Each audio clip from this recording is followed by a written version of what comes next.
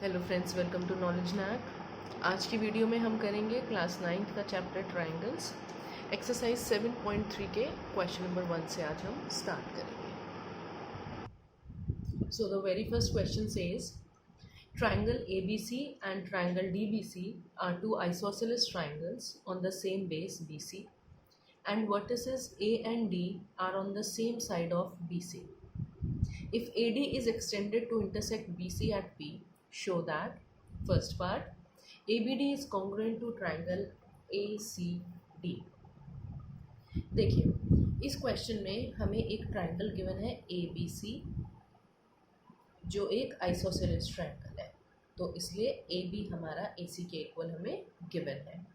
इसी तरह से जो ट्राइंगल DBC है, ये वाला ट्राइंगल, ये भी आइसोसेलेस है, तो इसमें DB साइड हमारी DC के इक्वल हमें गिवन है। अब हमें इसमें शो करना है कि जो ये ABD ट्राइंगल है, दिस ट्राइंगल, ये आपका कॉन्ग्रुएंट है ACD ट्राइंगल के। तो बहुत इजी सॉल्यूशन है इसका। तो देखिए किस तरह से लिखेंगे, इन triangles ABD and triangle DBC।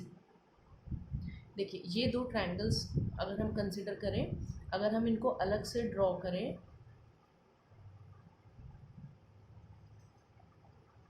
इस तरह से, ये A, ये B और ये D, A C D। तो इसमें सबसे पहले देखिए AB साइड हमें AC के इक्वल गिवन है, तो सबसे पहले हम वही लिख लेंगे, AB is equal to AC, और reason this is given in the question. उसके बाद देखिए BD साइड हमें DC के इक्वल गिवन है, तो ये लिख देंगे हम BD is equal to DC।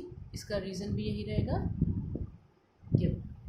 अब तीसरी चीज़ देखिए, जो ये AD है, ये दोनों ट्राइंगल्स में कॉमन साइड आ रही है, तो हम लिख लेंगे AD is equal to AD, reason common side. अब दोनों ट्राइंगल्स में हमने तीन पैरामीटर्स को इक्वल बता दिया है, तो अब हम लिख सकते हैं therefore triangle ABD is congruent to triangle DBC। और प्रॉपर्टी कौन सी अप्लाई हुई हमारे पास, देखिए तीनों साइड्स इस ट्राइंगल की तीनों साइड्स के इक्वल है, तो प्रॉपर्टी हो गई हमारी S। अब जब हमने दोनों ट्राइंगल्स को कॉन्ग्रुएंट प्रूव कर दिया, तो हम इसमें CPCT भी अप्लाई करेंगे, क्योंकि अभी हमने सिर्फ फर्स्ट पार्ट सॉल्व किया है, लेकिन आगे के पार्ट सॉल्व करने के लिए हमें उसकी नीड रहेगी। तो अब देखिए ये दोनों ट्राइंगल्स अगर हमारे कॉन्ग्रुएंट है, तो ये वाला एंगल जो है इस एंगल के इक्वल होगा बाय CPCT। देखिए हम कैसे जज करते हैं कि कौन से एंगल्स इक्वल होंगे। आप यहाँ पर देखिए इस लाइन पर एक सिंगल मार्क लगा है और इधर भी सिंगल मार्क, AD पर एक डॉट लगा है और इसमें भी AD पर एक डॉट लगा है। तो अगर इस ट्राइंगल में हम एक सिंगल मार्क और डॉट के बीच वाला एंगल ले रहे हैं, तो सेम पोजीशन हम इधर वाले ट्राइंगल में भी देखेंगे। तो देखिए डॉट और सिंगल मार्क, इन दोनों के बीच में ये वाला एंगल आ रहा है, तो हम यहाँ पर लिख लेंगे this implies to angle BAD is equal to angle CAD। This angle is equal to this angle by CPCT। और जब ये दोनों एंगल्स हम इक्वल रख रहे हैं, तो अगर आप मेन फिगर में देखिए तो BAD ये वाला एंगल है हमारा, इस एंगल को हम BAD भी बोल सकते हैं और BAP भी बोल सकते हैं, तो आप इसको यहाँ पर लिख लीजिए, और angle BAP is equal to angle, अब इसी तरह से देखिए CAD, ये एंगल है CAD, तो हम इसे CAD बोलें या CAP बोलें, क्योंकि AD लाइन ही तो आगे बढ़कर P पॉइंट तक आ रही है, तो हम इसे लिख सकते हैं CAP। तो ये हमारी एक्चुअली एक ही बात है। तो बाय CPCT जो हमने ये प्रूव किया है, इसको हम नंबर 1 मार्क कर लेंगे, ये हमें आगे इसकी नीड रहेगी। तो इस तरह से हमारा फर्स्ट पार्ट प्रूव हो गया है। अब करेंगे हम इसका सेकेंड पार्ट। सेकेंड पार्ट में हमें प्रूव करना है triangle A B P, this triangle is congruent to triangle A C P, यानी कि ये वाला ट्राइंगल। अब अगर इसकी भी हम अलग से फिगर ड्रॉ करें तो आप देखिए ये ए बी पी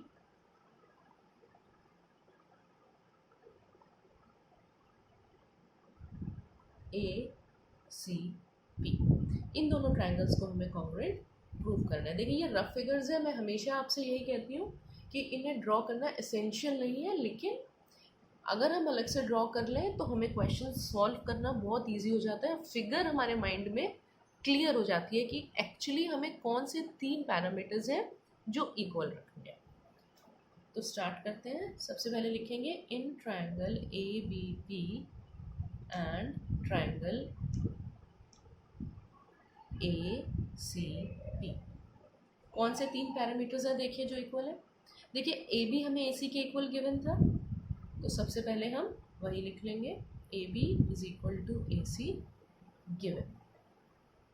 दूसरी चीज़ देखिए, अभी हमने जब फर्स्ट पार्ट सॉल्व करा तो हमने इन दोनों एंगल्स को इक्वल रखा था, यानी बी ए पी और सी ए पी को, जो हमने फर्स्ट पार्ट में सी पी सी टी से इक्वल रखे हैं, और इक्वेशन नंबर 1 भी हमने इनको मार्क करा है। तो हम लिख लेंगे angle B A P is equal to angle C A P from equation 1। ये इक्वेशन 1 आप पार्ट 1 में प्रूव कर चुके हैं, तो आप इसे प्रूव्ड अबाउट भी लिख सकते हैं, या इस तरह से फ्रॉम इक्वेशन 1 लिख लीजिए आप इसे।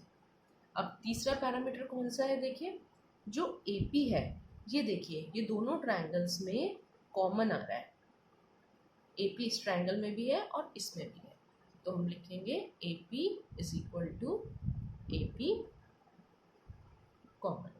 तो इस तरह से दोनों ट्राइंगल्स में हमने 3 पैरामीटर्स इक्वल पुट कर दिए, तो हम कह सकते हैं therefore triangle A B P is congruent to triangle A C P. और क्राइटेरिया कौन सा रहेगा देखिए, ये 2 साइड्स और इनके बीच का एक एंगल है जो हमने इक्वल पुट किया है, तो प्रॉपर्टी हो गई एस ए एस। तो एस ए एस क्राइटेरिया से हमने दोनों ट्राइंगल्स को कॉन्ग्रुएंट प्रूव कर दिया।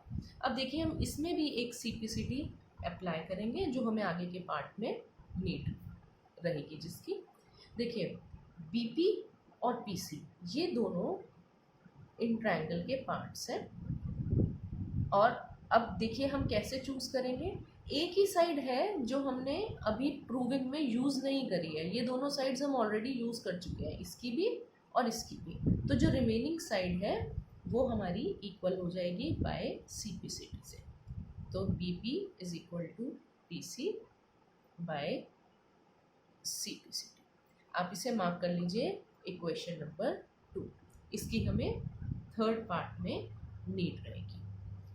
तो ये था हमारा पार्ट 2 जो कंप्लीट हो गया। अब देखते हैं part 3। Part 3 says A P bisects angle A as well as angle D. देखिए ये एंगल ए है, हमें प्रूव करना है कि ए पी ये वाली जो लाइन है ये इस एंगल को बाइसेक्ट कर रही है। और देखिए ये एक्चुअली हम ऑलरेडी फर्स्ट पार्ट में ही प्रूव कर चुके हैं। हमने जब प्रूव किया था ट्राइंगल ए बी डी को कॉन्ग्रुएंट प्रूव किया था हमने ट्राइंगल ए सी डी के, ए बी डी और ए सी डी जो फर्स्ट पार्ट में हमने कॉन्ग्रुएंट प्रूव किए थे। तो तब हमने कहा था angle B A D is equal to angle C A D, जिसे हमने इक्वेशन 1 भी मार्क किया था। तो वही इक्वेशन देखिए यही बात तो कह रही है कि ए पी जो है एंगल ए को बाइसेक्ट कर रही है। बाइसेक्ट करने का मतलब ये दोनों एंगल्स इक्वल हैं, और यही बात हम इस इक्वेशन में हम बता रहे हैं। तो हम यहाँ डायरेक्टली लिख देंगे this implies to A D bisects angle A. और देखिए अब ए डी बोलें या ए पी बोलें एक ही बात है, और ए पी बाइसेक्ट्स एंगल ए, ये एक्चुअली ऑलरेडी फर्स्ट पार्ट में प्रूव हो चुका है। अब रही बात एंगल डी की। एंगल डी को ये जो 2 एंगल्स हैं ये हमें इक्वल प्रूव करने हैं, यानी कि बी डी पी और सी डी पी। ये दो एंगल्स इक्वल प्रूव करने के लिए हमें पहले इन दो ट्रायंगल्स को कॉन्ग्रुएंट प्रूव करना होगा। तो इसके लिए हम लिखेंगे in triangle BDP and triangle CDP। ये दो ट्रायंगल्स उठाएंगे, ये हुआ हमारा BDP और ये हुआ हमारा CDP। तो सबसे पहले देखिए इसमें हमें ये BD साइड CD के इक्वल क्वेश्चन में गिवन थी, तो सबसे पहले हम वही लिख लेंगे BD is equal to CD given in the question. अब देखिए BP को हम PC के इक्वल यूज कर चुके हैं। जब हमने सेकंड पार्ट करा था तो हमने उसमें इक्वेशन 2 मार्क करी थी, जब हमने CPCT प्रूव करा था, तो वहाँ पर हम ऑलरेडी इसको प्रूव कर चुके हैं। BP is equal to BC आप लिख सकते हैं प्रूव्ड अबव इन इक्वेशन 2। और तीसरा पैरामीटर देखिए DP जो है इन दोनों ट्रायंगल्स में कॉमन आ रहा है, DP इस ट्रायंगल में भी है और इसमें भी है, तो ये दोनों हमारे इक्वल हो गए। हम इसको लिख देंगे DP is equal to DP, reason this is a common side. तो दोनों ट्रायंगल्स हमारे हम कह सकते हैं कॉन्ग्रुएंट हैं, क्योंकि हमने तीन पैरामीटर्स इक्वल पुट कर दिए हैं। Therefore triangle BDP is congruent to triangle CDP। और क्राइटेरिया कौन सा है, देखिए तीनों साइड्स लिए हैं हमने इस बार, ये तीनों साइड्स इन तीनों साइड्स के इक्वल रखी है, तो क्राइटेरिया हो गया हमारा SSS।